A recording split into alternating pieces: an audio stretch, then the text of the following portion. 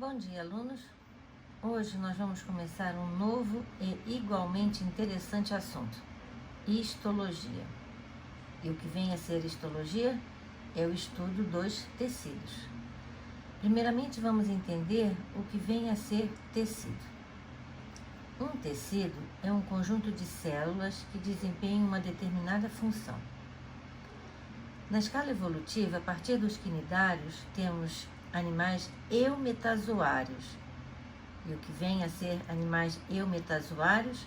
Aqueles que têm as células organizadas em tecidos, ao contrário das esponjas, dos espongiários, que são parazoários, porque não possuem esta característica, apesar de, lógico, serem formados por células, né?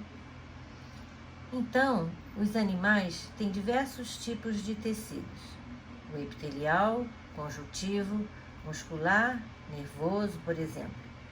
Hoje vamos falar sobre o tecido epitelial, ok? Vamos então estudar os sistemas de revestimento do nosso corpo. Embora cada tecido sistema seja estudado separadamente, vocês sempre devem ter em mente que eles trabalham em conjunto, como uma grande equipe organizada em diversos níveis, das células ao organismo. Vamos então entender a nossa enorme complexidade a partir dos elementos componentes do corpo humano.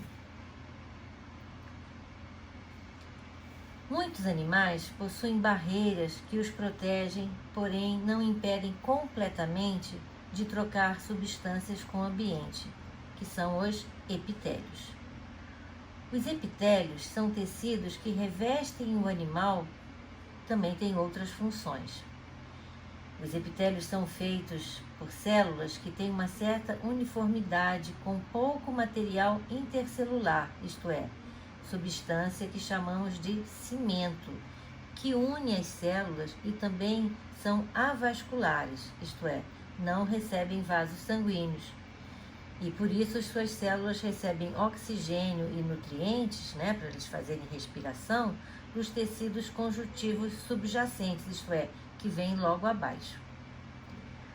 O tecido epitelial é um tecido de revestimento externo e também interno. Por isso, podem desempenhar diversas funções, como, por exemplo, a defesa contra agressões físicas por atrito, a defesa contra radiação ou também produtos químicos, e defesa contra a penetração de agentes infecciosos e também absorção de nutrientes na superfície externa do corpo ou na superfície interna, como, por exemplo, dos animais que possuem tubo digestório. Vocês certamente já passaram algum remédio na pele, seja para curar um machucado, ou também remédios que vêm em plásticos, Outra função desempenhada pelo tecido epitelial é a de realizar as trocas gasosas com o ambiente. E aí, neste caso, nós estamos falando das brânquias e dos alvéolos pulmonares. O epitélio também desempenha a função de manutenção da temperatura corporal. Por quê? Porque ele dificulta a dissipação do calor ou facilita a dissipação do calor graças a mecanismos mais elaborados, como a transpiração, sobre a qual nós vamos falar mais para frente. E, por último, também vemos a função de secreção de substâncias pelo tecido epitelial glandular. O tecido epitelial ele pode ser classificado quanto ao número de camadas celulares e também quanto à morfologia celular, isso é, a forma das células. E vamos destacar aqui alguns exemplos. Os alvéolos pulmonares são revestidos por epitélio pavimentoso simples, ou também chamado de unistratificado. Por quê? Porque só tem uma camada de células achatadas, e essas células facilitam assim as trocas gasosas que ocorrem aí no epitélio respiratório, nos pulmões, nos alvéolos pulmonares. Outro tipo é o epitélio cuboide simples, que está presente nos néfrons. Os néfrons são unidades funcionais dos rins.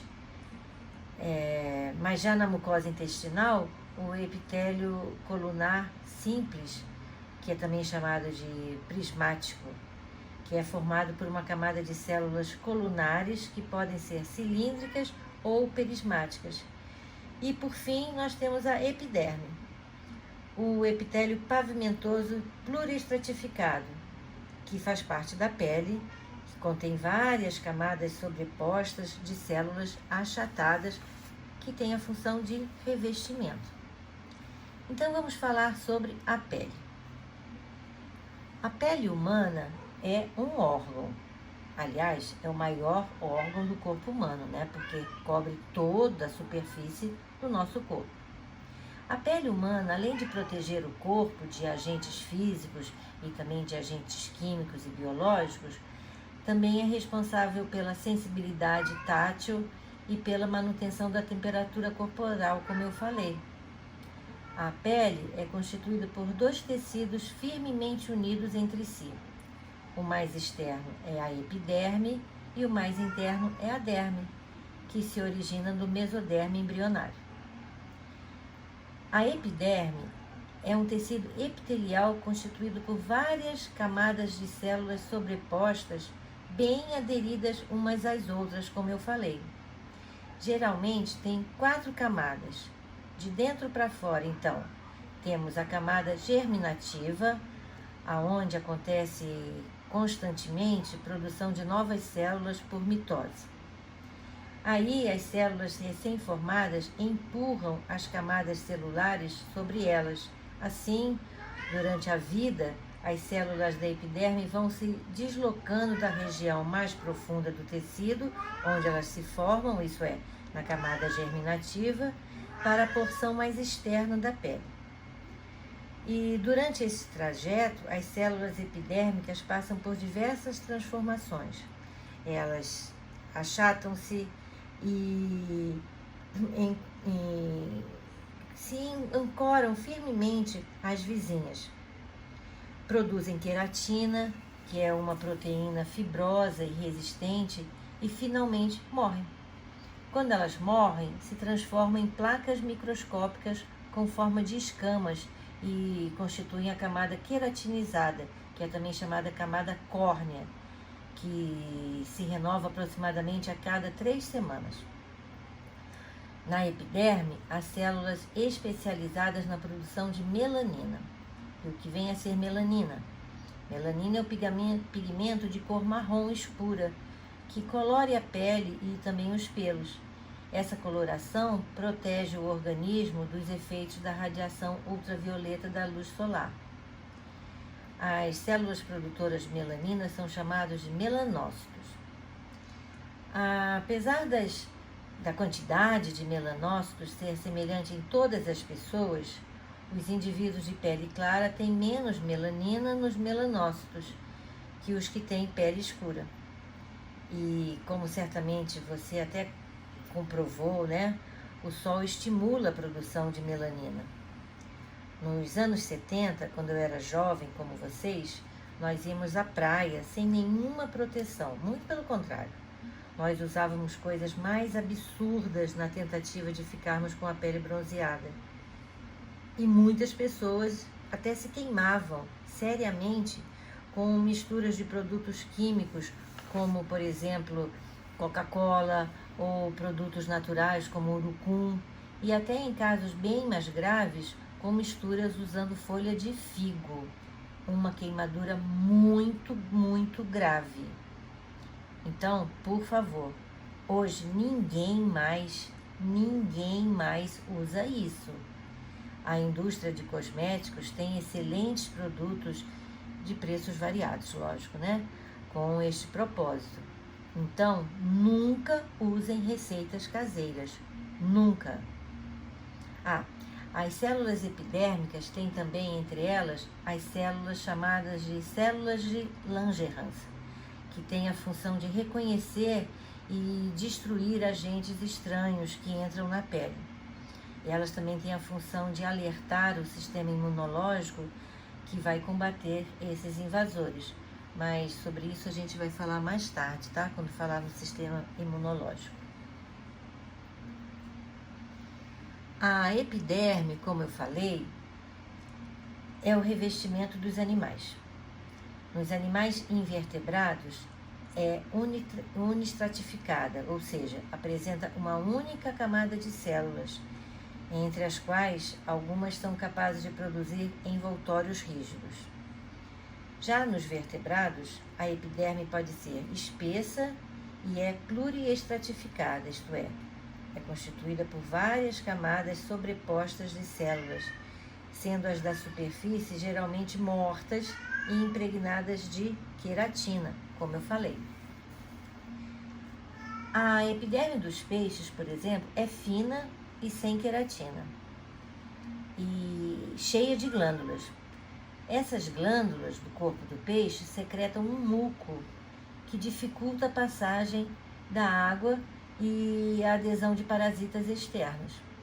Dificulta, mas não impede. Esse muco faz com que os peixes sejam escorregadios ao toque, né? Certamente vocês já pescaram ou já viram alguém pescar e confirmaram essa informação, que é difícil você segurar um peixe nas mãos. Já a epiderme dos anfíbios é delgada e nela já podemos notar alguma impregnação de queratina, bem pouca. Glândulas cutâneas secretam muco e mantêm a epiderme sempre úmida. E por que é importante que o anfíbio tenha a pele sempre úmida? Essa umidade vai permitir as trocas gasosas que os anfíbios fazem com o meio ambiente. Por quê? Porque eles têm respiração cutânea, isso é, respiração pela pele, em maior ou menor grau. Os anfíbios, por exemplo, que obrigatoriamente vivem na água ou bem perto dela, como por exemplo as pererecas, as rãs, têm uma grande dependência da respiração cutânea. Mas outros anfíbios, como por exemplo o sapo, que já tem a pele mais grossa, ele tem uma respiração pulmonar mais eficiente, obrigatoriamente.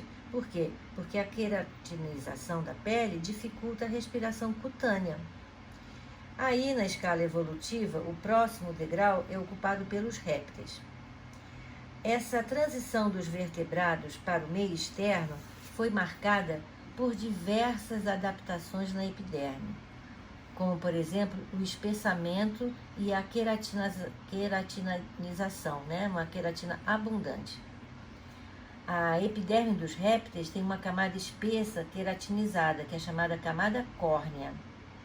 Essa camada córnea é formada por células mortas e ela dificulta a perda de água por evaporação, que é uma adaptação muito importante para a ocupação dos ambientes secos, além de ser resistente ao ataque de inimigos, sejam outros animais, agentes físicos, agentes químicos e até agentes infecciosos. Tanto os répteis como as aves quase não possuem glândulas. As penas e os pelos são estruturas córneas formadas por queratina. E os pelos são bastões finos de queratina que resultam da compactação de restos de células epidérmicas mortas. Os pelos se formam no interior de invaginações epidérmicas, denominadas folículo piloso. Cada folículo piloso está ligado a um pequeno músculo eretor, que permite a movimentação do pelo, e também está ligado a glândulas sebáceas, que lubrificam os pelos. E as unhas? As unhas são placas de queratina que estão presentes nas pontas dos dedos. As unhas, que crescem pela contínua compactação de células mortas, repletas de queratina, quando no caso dos pés, auxiliam no equilíbrio e no caminhar, e nas mãos facilita a apreensão e a manipulação de objetos. Agora vamos falar de glândulas, que também são anexos da pele. As glândulas sebáceas são pequenas bolsas feitas por células epiteliais glandulares. Elas ficam localizadas junto ao folículo piloso, nos quais lançam sua secreção oleosa, que se espalha pela superfície da pele e lubrifica. Em apenas 1 centímetro quadrado de pele pode haver mais de uma dezena de glândulas sebáceas que estão associadas aos pelos. Na idade de vocês, algumas pessoas apresentam irritação e muitas vezes até inflamação dessas glândulas e forma-se então a chamada espinha. Pessoas com excesso de glândulas sebáceas, por exemplo, no rosto, ou excesso na produção de sebo, né, que é a substância que a glândula sebácea faz, podem ter muitos problemas. Mas hoje existem tratamentos específicos com remédios específicos para cada tipo de problema. Se você tem esse problema, procure um dermatologista e, novamente, não use receitas caseiras ditas milagrosas. Por quê? Porque você pode piorar a situação muitas vezes com essas receitas. Já as glândulas sudoríparas são estruturas tubulares inoveladas. Elas se localizam na derme e eliminam a sua secreção na superfície do corpo. A sua secreção é chamada suor. O suor é uma solução aquosa que contém íons de sódio, de potássio e de cloro, além de ureia, amônia e ácido úrico. As glândulas sudoríparas estão espalhadas por todo o corpo, exceto na glande do pênis e nos lábios.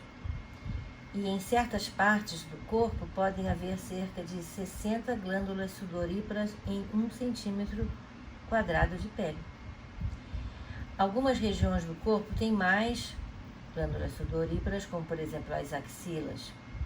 E aí, neste aspecto, é importante ressaltar que a proliferação de bactérias nesta área pode causar mau cheiro.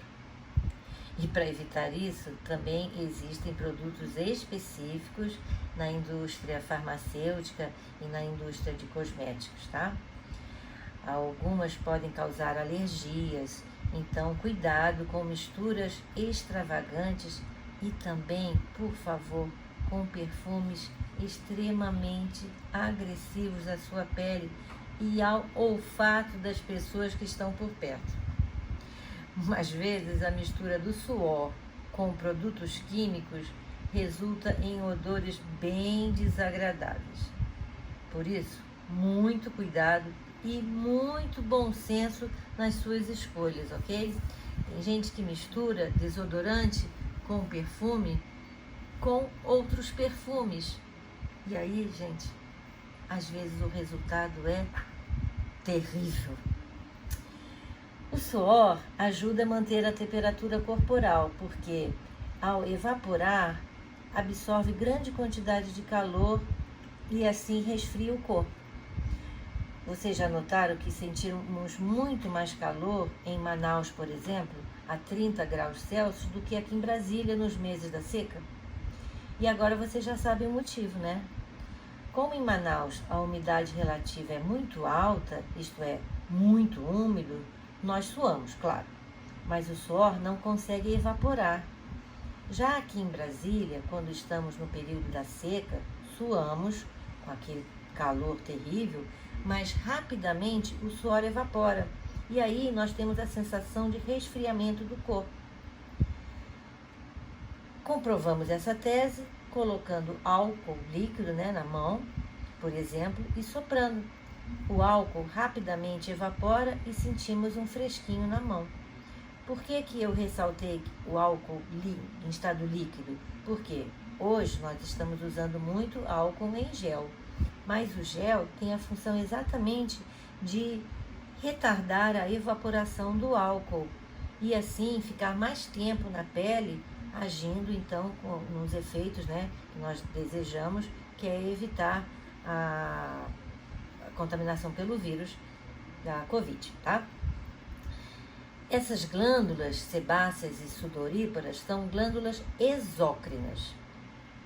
Glândulas exócrinas são glândulas que lançam as suas secreções através de ductos na superfície do corpo ou em cavidades internas de certos órgãos, como por exemplo a boca, onde nós temos as glândulas salivares, que são exemplos de glândulas exócrinas, ou no estômago, como por exemplo o fígado, e também as glândulas mamárias são glândulas exócrinas.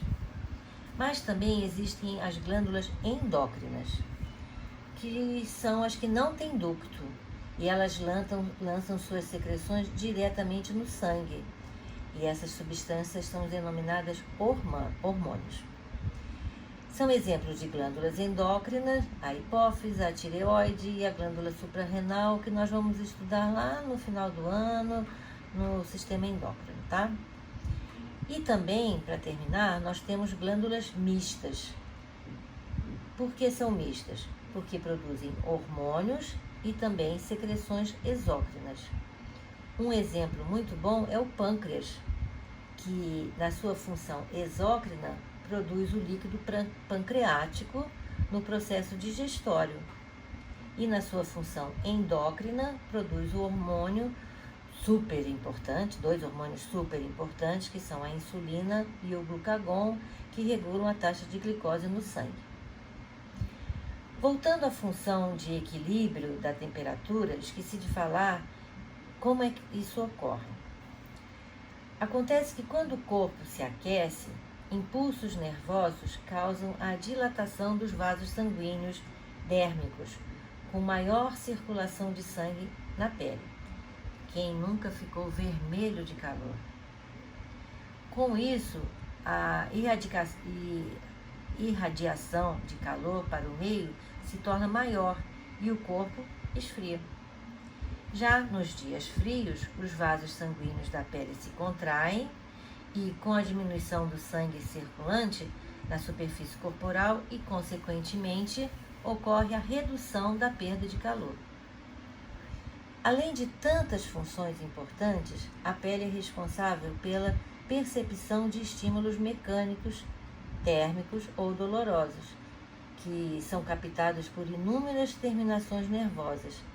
A função também que será estudada lá no final do ano, quando nós vamos ver os sentidos, o sentido do tato em especial, ok? Eu não sei se eu falei, mas se eu falei, falo de novo, dois conceitos importantes. Primeiro, substância intersticial. O segundo, substância intercelular. Substância intersticial é toda substância encontrada entre as células dos tecidos. Ela pode ser mais ou menos abundante dependendo do tecido. Por exemplo, o tecido epitelial, que tem suas células muito próximas umas das outras, encontramos pouca quantidade. E no tecido conjuntivo, que falaremos a seguir, encontramos em grande quantidade. Tem as funções de transporte e reserva de nutrientes e soluções entre os órgãos, células de vasos sanguíneos para a sinalização celular entre células e para a participação dos antígenos e da citocina nas células, na regulação das células imunológicas. Já as substâncias intercelulares, chamado de a matriz orgânica que preenche o espaço entre as células nos tecidos vivos. Ela é constituída de vários tipos de fibras de proteína e de uma parte de consistência variável, que pode ser líquida, dura ou gelatinosa. Isso vai depender das funções exercidas por cada tipo de tecido. Essas substâncias constituem o arcabouço de sustentação e conferem propriedades particulares ao tecido. Bem, alunos, hoje ficaremos por aqui. Na próxima aula, isto é, na segunda aula de histologia, que será a 12ª de nivelamento, falaremos sobre tecido conjuntivo, tecido adiposo, tecido cartilaginoso, tecido ósseo e tecido muscular, ok? Até a próxima, então.